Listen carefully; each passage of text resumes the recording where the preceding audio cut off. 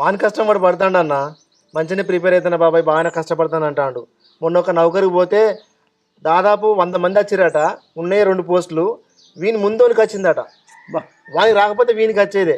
వాడు బాగా చెప్తాడు కానీ అయినా అన్న, ఇవాళ రేపు గవర్నమెంట్ నౌకరైనా ప్రైవేట్ నౌకరైనా చాలా ఇబ్బంది అన్న. కాంపిటీషన్ పోటీ బాగా అయిపోయింది.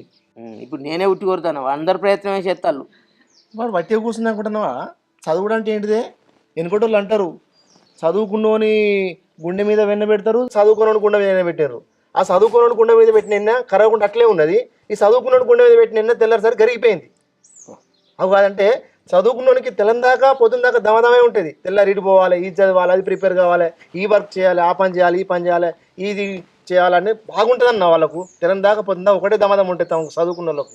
వాని దమదం నాకైతే లేదురా, వాని తోటి వాళ్ళు అందరూ నౌకరు చేస్తారు రా శంకరి. అవుతుందన్న. ఇప్పుడు మరి మనం పిల్లలు అన్నప్పుడు వాళ్ళు బాగుపడాలి, మనం కోరుకుంటే తప్పేం లేదు. ఇప్పుడు బాబు మన గురించి బాధపడలేదా? ఈ బాబు ఇప్పుడు ఏమంటాడు చూచి కదా.